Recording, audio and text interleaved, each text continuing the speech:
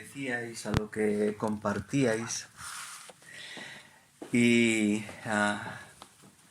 es interesante cómo se cumple lo que Santiago decía, ¿no? Está alguno afligido, haga oración, esté alegre, cante alabanza. Y la vida es, permitidme, como la comida china, agridulce, tiene un poco de todo. La vida de cada persona pasa por momentos buenos, pasa por momentos difíciles, y en los últimos años en todo el mundo hemos experimentado una situación tremendamente compleja. Una palabra que a veces está muy de moda, a veces se medio olvida, pero que continuamente resurge a lo largo de la historia del ser humano. Y como decía, estos últimos años ha sido muy, muy evidente, ¿no? Y es la palabra crisis. Hemos pasado no hace demasiado, todavía seguimos con las secuelas de una pandemia que ha afectado a todo el mundo, que ha cambiado muchas cosas en nuestro entorno.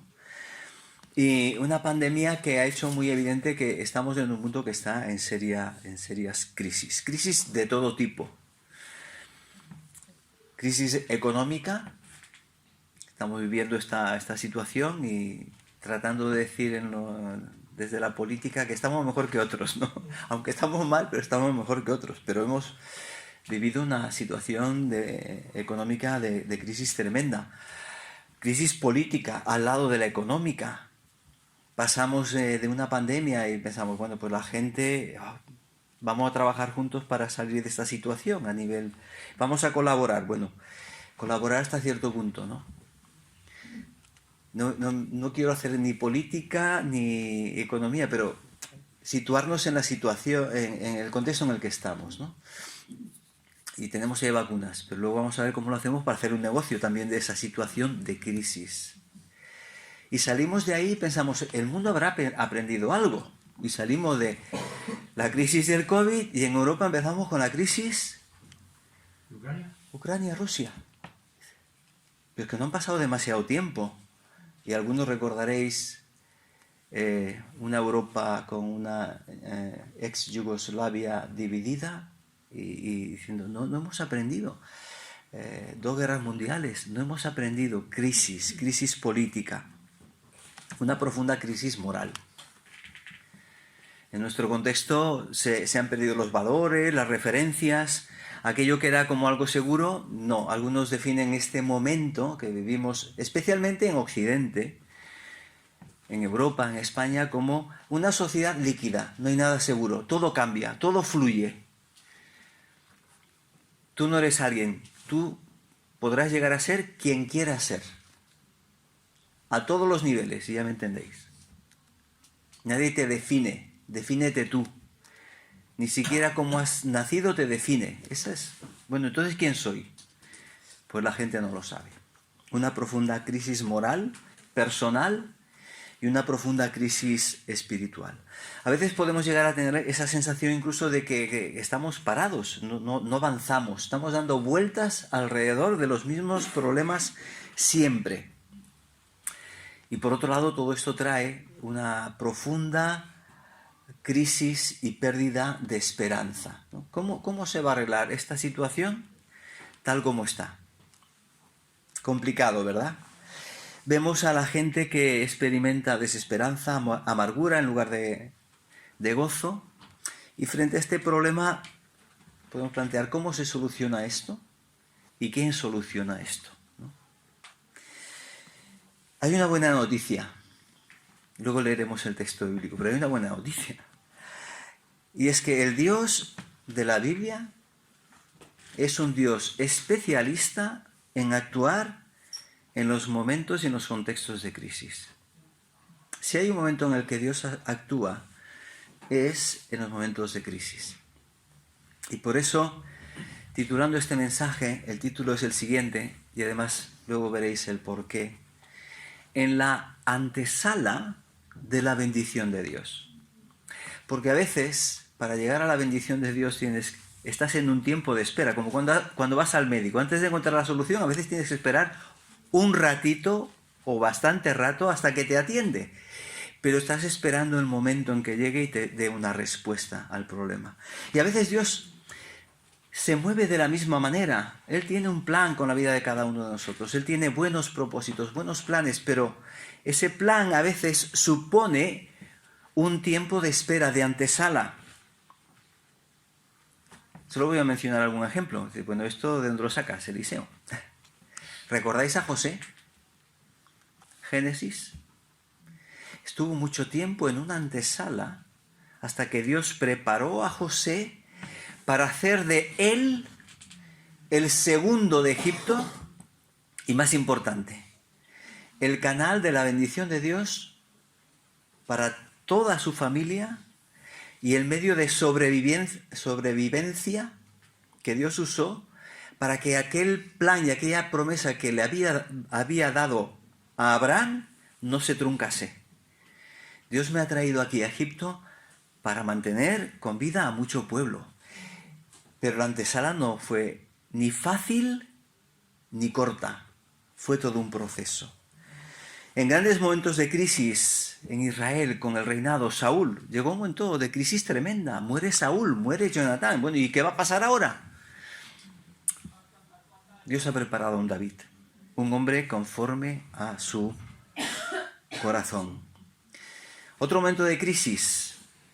Pasan siglos y el pueblo de Dios se desvía de Dios, olvida a Dios, entra en bancarrota y todo el pueblo de Israel había sido llevado al exilio y ahora ya solo queda Judá, pero Judá también son llevados al exilio, a Babilonia.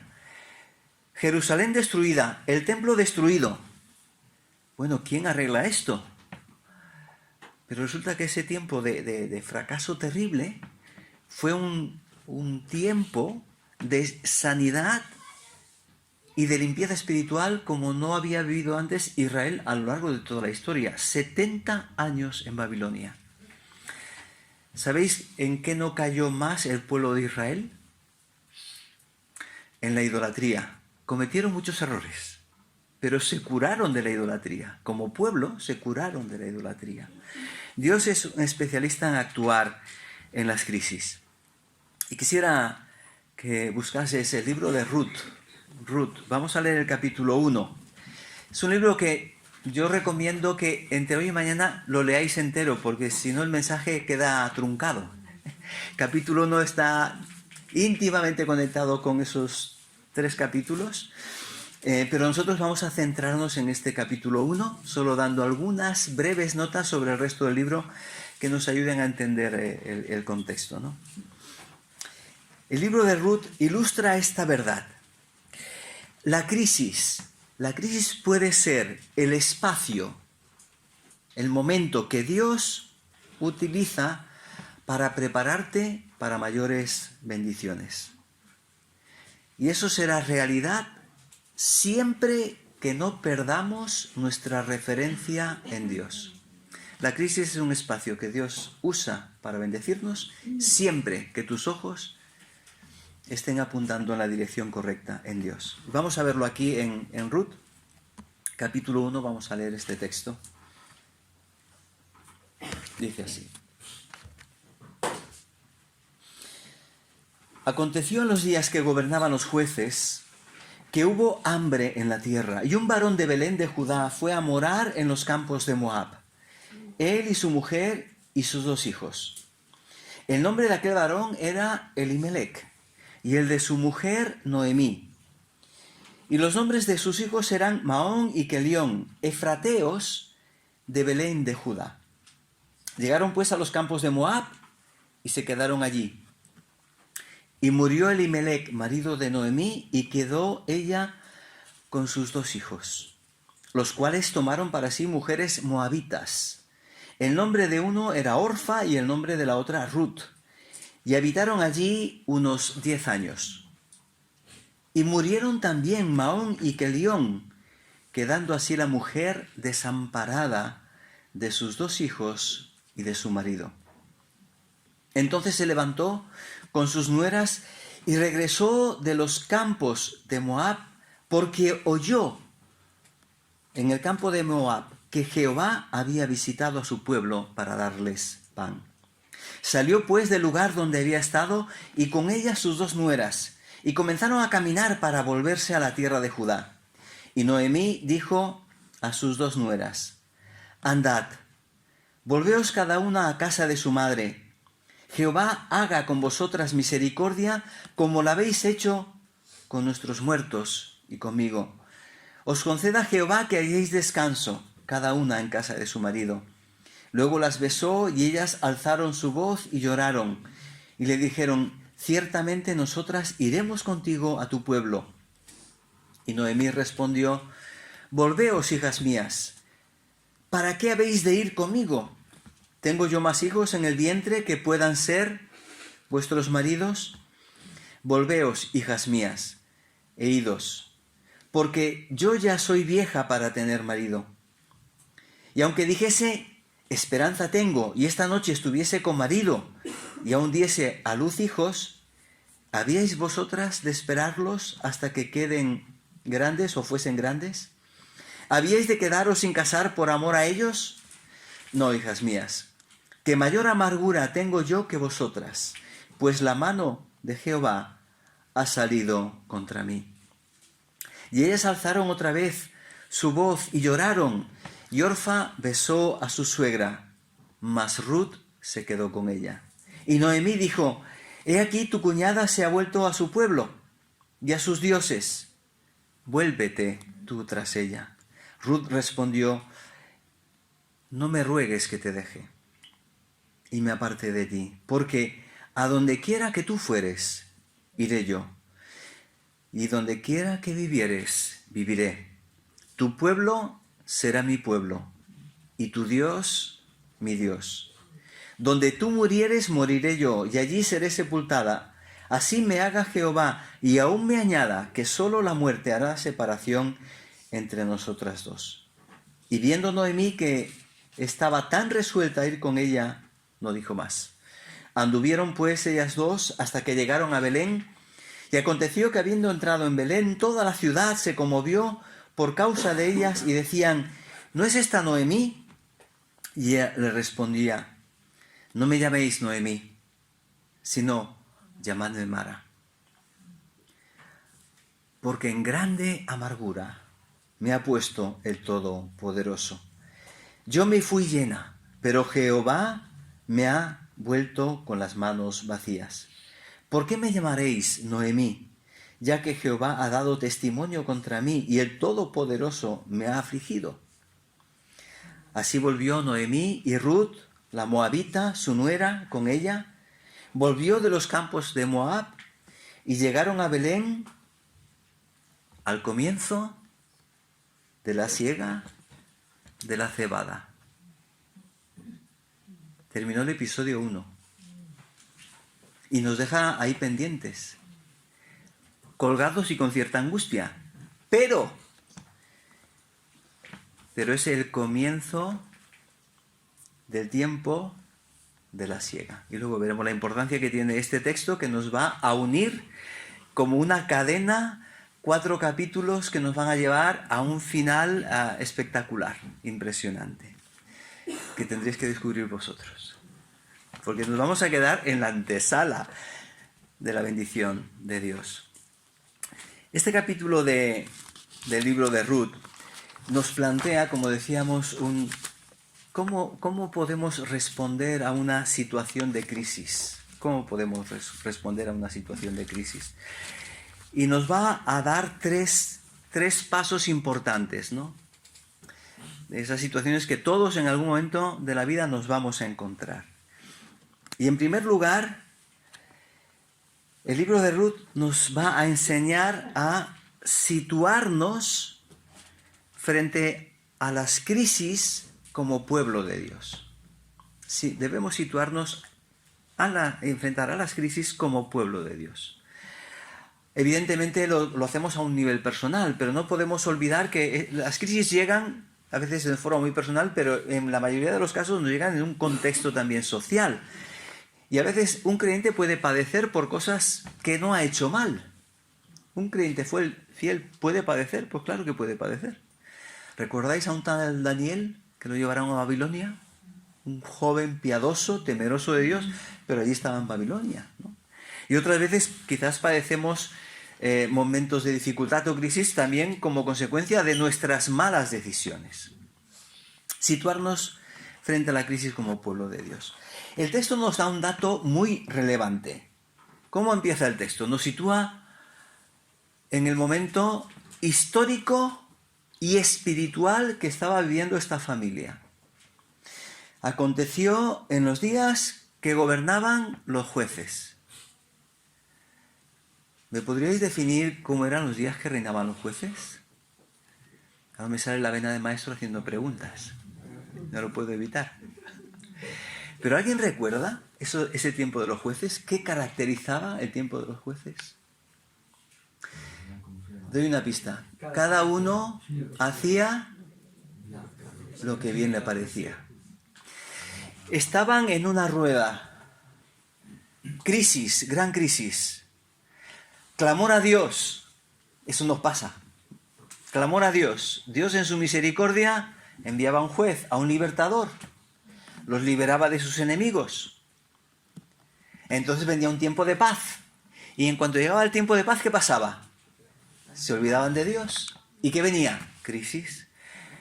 Y era una vuelta continua.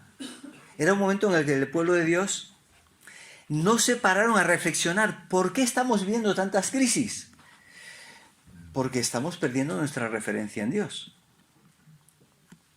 Así que este contexto nos está diciendo era un momento de crisis para todo el pueblo que empezó a afectarles en la situación económica, en la situación espiritual, y hubo hambre en la tierra, crisis económica. Probablemente esta sería la época que describe los jueces cuando los madianitas venían. Ellos, los israelitas cosechaban, pero venían los madianitas, se llevaban todo lo que podían y lo demás procuraban destruirlo. Entonces lo que procuraban era ocultar la cosecha para que no quedase alguna cosa, ¿verdad? Es un tiempo de profunda crisis. Aquí el narrador nos hace un guiño. Nos hace un guiño para decir, fíjate bien qué es lo que está pasando. Y nos da una serie de nombres. No voy a entretenerme en todos, solo en algunos.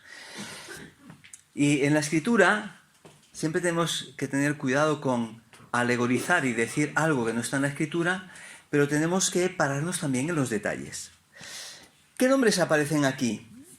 Noemí, voy a mencionar los más relevantes. Noemí, que va a ser una de las protagonistas. El libro tiene el nombre de Ruth, pero veis que Noemí sale en cada capítulo. Y la historia de Noemí es la historia del fracaso a la victoria a través de una persona que ni siquiera era del pueblo de Dios, Ruth, que Dios va a usar. Noemí. Muy bien, ¿qué significa Noemí? Dulzura. También se puede entender en el sentido de dulzura, experiencia de bendición, de gozo. Y su marido, Elimelech. El Señor, Dios, es rey. Pero resulta que el pueblo de Dios está bajo opresión en ese momento, a pesar de que Dios sigue siendo rey, pero ellos están experimentando la opresión. Noemí dirá, no me llaméis Noemí, llamadme Mara. ¿Qué significa Mara? Amargura. Amargura, ahí eso se ha ido rápido, ¿eh? De la dulzura a la amargura, de una vida de bendición a una vida de frustración y fracaso. No sé si habéis estado muy pendientes de la lectura, creo que sí, pero es que es una situación tremenda la que vive Noemí. O sea, ¿cómo no va a experimentar un momento de amargura? Marido más 2 hijos, que se muere. Tela. Claro. Se queda sola. No había seguridad social ni pensión de viudedad. Quien la podía sostener eran los hijos, el marido o los hijos. Pero se queda más con 2 nueras que además están en la misma situación. Pero viven en Belén o Betlehem. ¿Qué significa? Casa de pan. ¿Qué hay? ¿Hambre? Viven en Belén de Efrata. Efrata significa fructífero. Es decir, su vida estaba en las antípodas, todo lo contrario de lo que Dios quería darle a su pueblo. Dios llevó a su pueblo a una tierra que fluye leche y miel. Y ahora ni leche ni miel. Parece que la bendición se ha esfumado. Y la gran pregunta que tenemos que hacernos es, ¿qué está pasando? ¿Qué está pasando? Y a veces Dios puede permitir algo porque nos está probando. No hagamos una regla de 3, como hacían los judíos.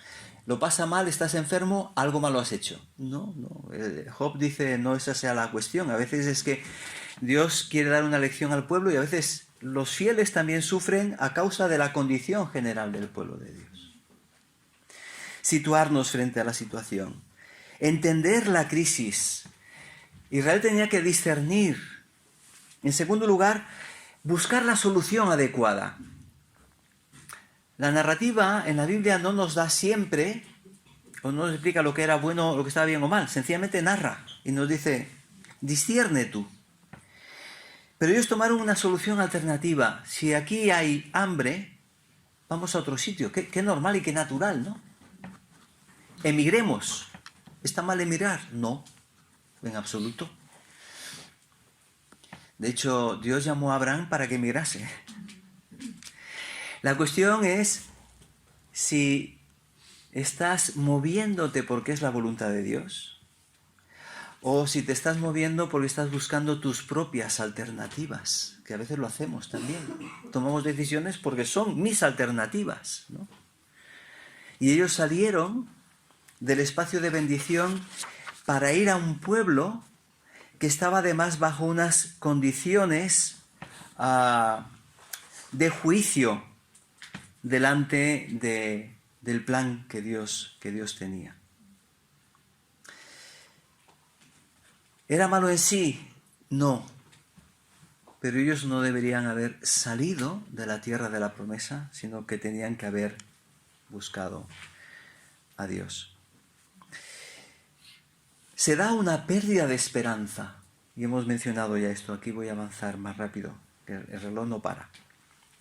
Una pérdida de esperanza. En un territorio hostil, voy a leer 2 textos nada más que os queden como referencia. Deuteronomio 2.9.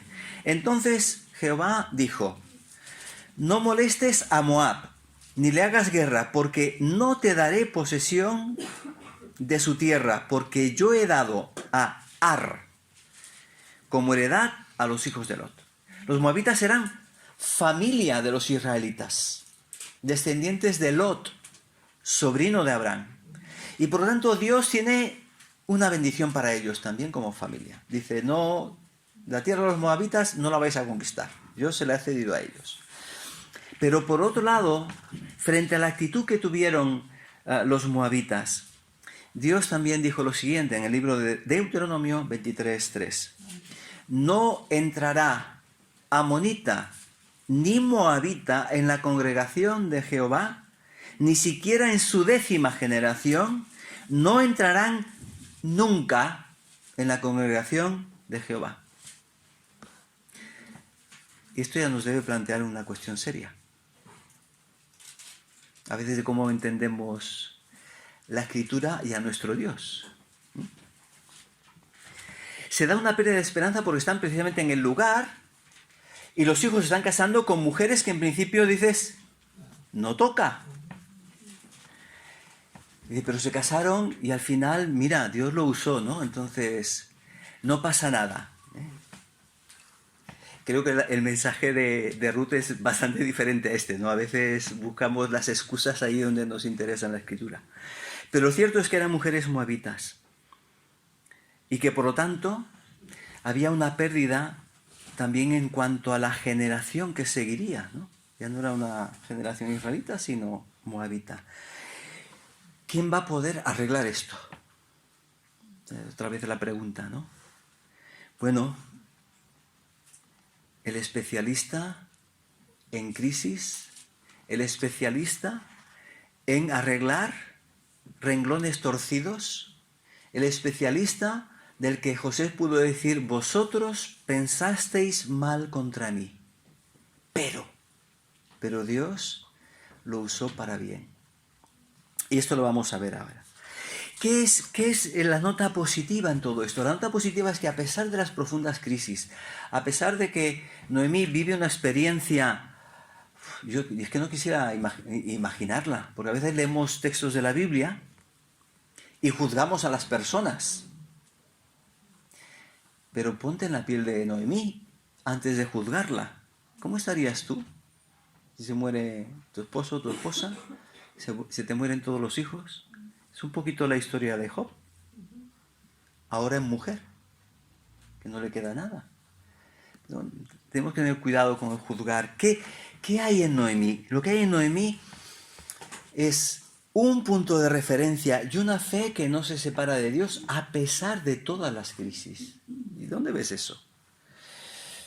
Entonces se levantó, 1:6, se levantó Noemí con sus nueras y regresó de los campos de Moab, porque oyó en el campo de Moab que Jehová había visitado a su pueblo. ¿Qué nos está diciendo este versículo? Mucho más de lo que veríamos si pasamos deprisa. Primero nos está diciendo que aunque Noemí se ha ido a Moab, y podemos decir, ¿no hubiese sido el deseo de Dios? Dios les había dado esta tierra, era donde probablemente deberían haber permanecido. A pesar de que dio un paso que podíamos juzgar como equivocado, ella nunca dejó de escuchar y de tener su referencia en el lugar. Regresó porque oyó, estaba muy pendiente, me recuerda el libro de Nehemías, un copero que estaba en Babilonia, pero cada vez que venían los judíos preguntaba, oye, ¿cómo está Jerusalén? Y Noemí anhelaba saber cómo estaba ese lugar. Y otra palabra clave, oyó que Jehová había visitado. Esta palabra nos abre una dimensión tremenda en este texto para entenderlo bien.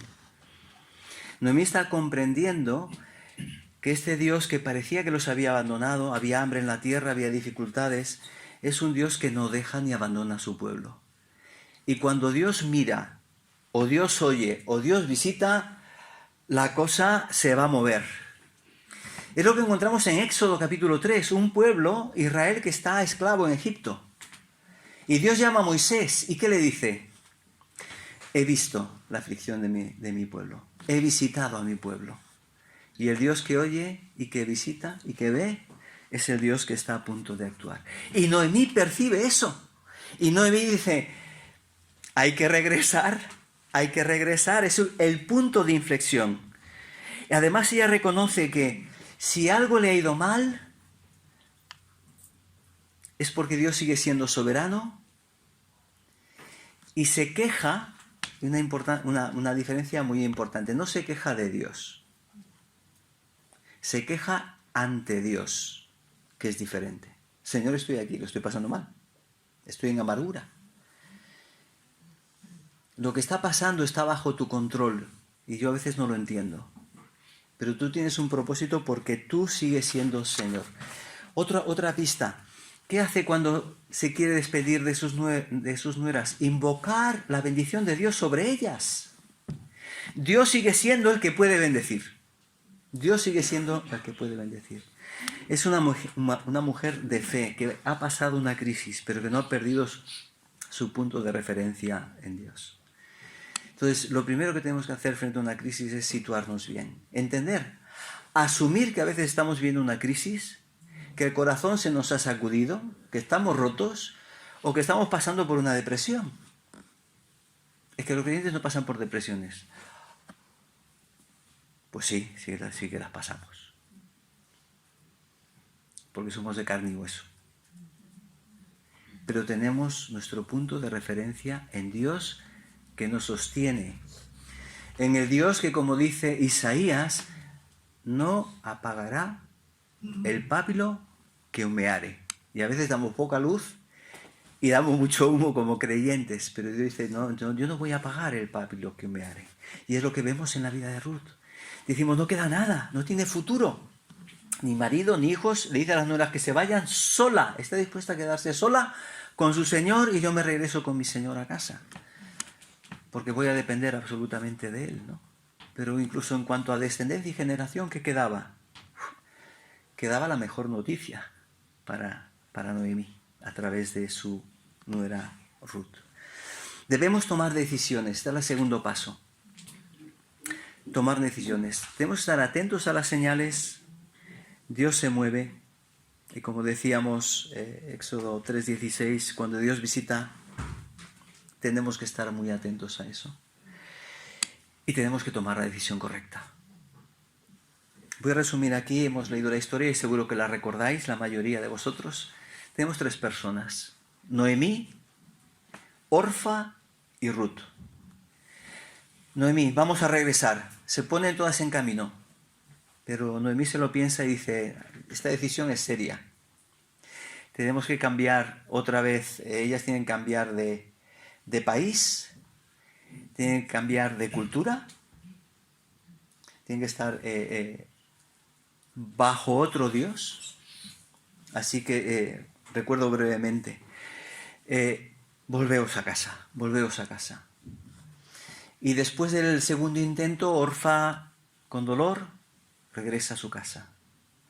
Regresa a su casa y a sus dioses. Pero Noemí no. Y le insiste hasta 3 veces. Y Noemí Ruth expresa su convicción de una manera que nos recuerda la confesión de fe de Israel. Tu pueblo será mi pueblo, tu Dios será mi Dios. Una confesión de fe en Israel.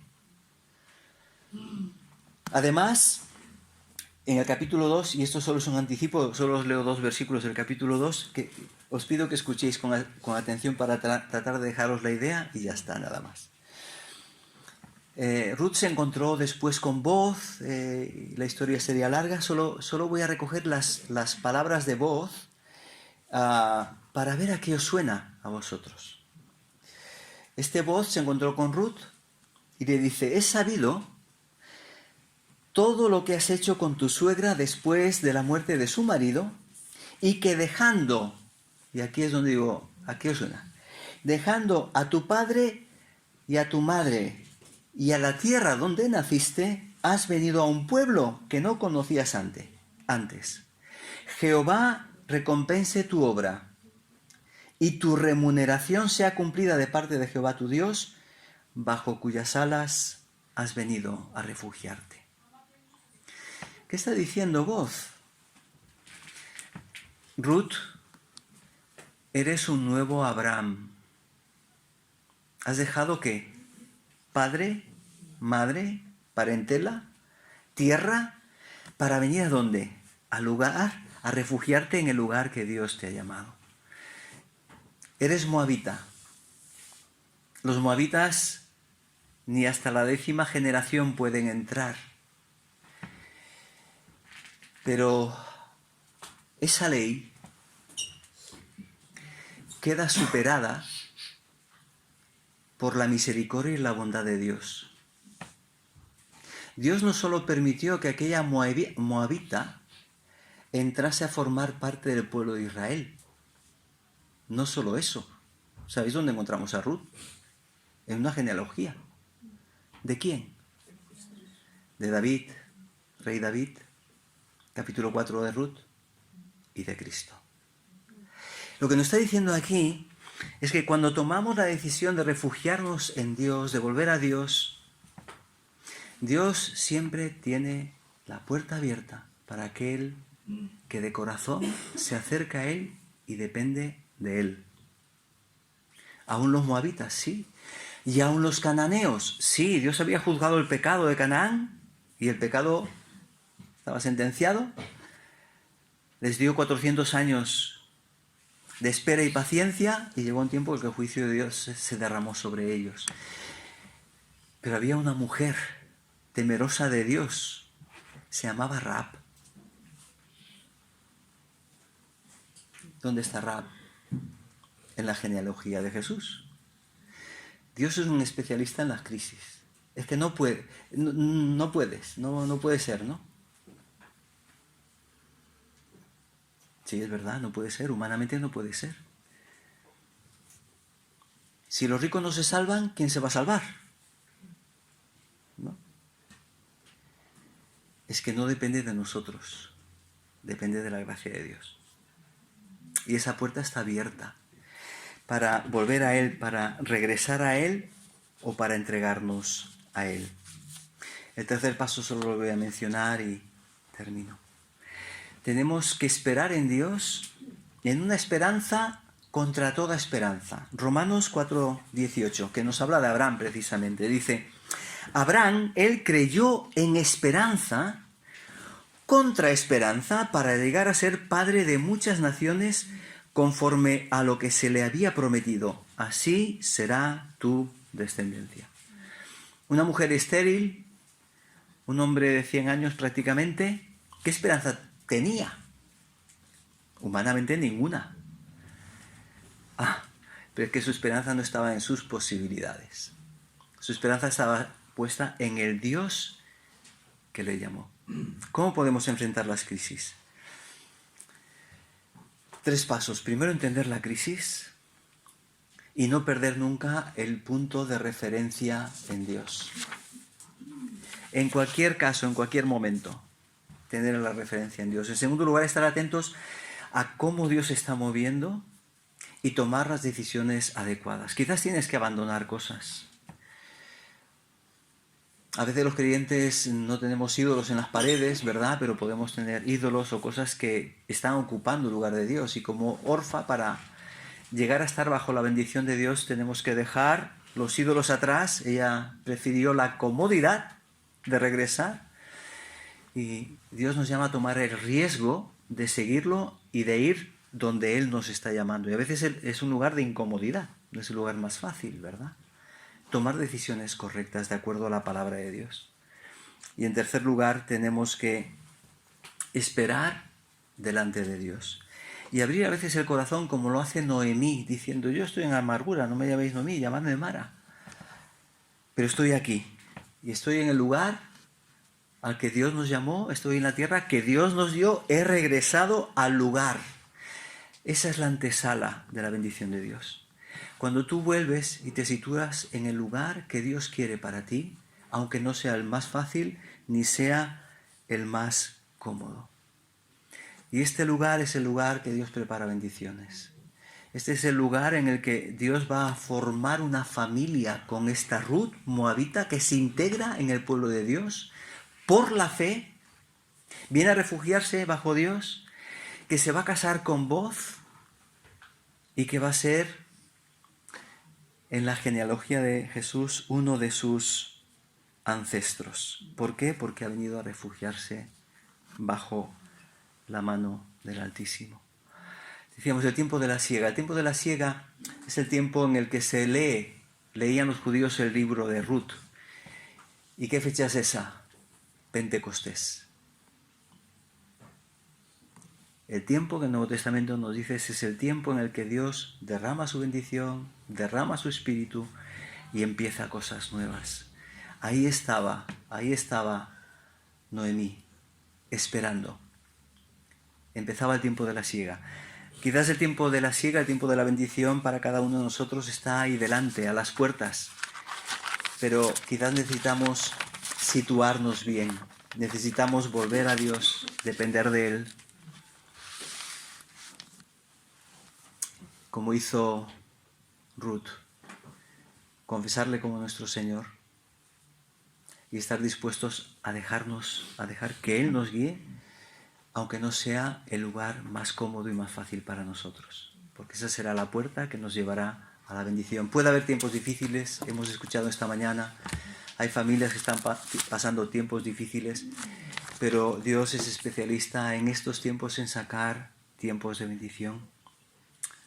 Dios a veces nos acude en esos tiempos. Por los tiempos cómodos a veces nos cuesta oír. Como decía C.S. Lewis, Dios nos habla en las circunstancias normales, pero Dios nos grita en los momentos de crisis. Y esperamos y confiamos también, estamos escuchando esta mañana, de que esta persona que ha perdido a su familia, todavía no es creyente, puede ser un tiempo de crisis que Dios use para su gloria. Oremos para que así sea. Que el Señor nos bendiga.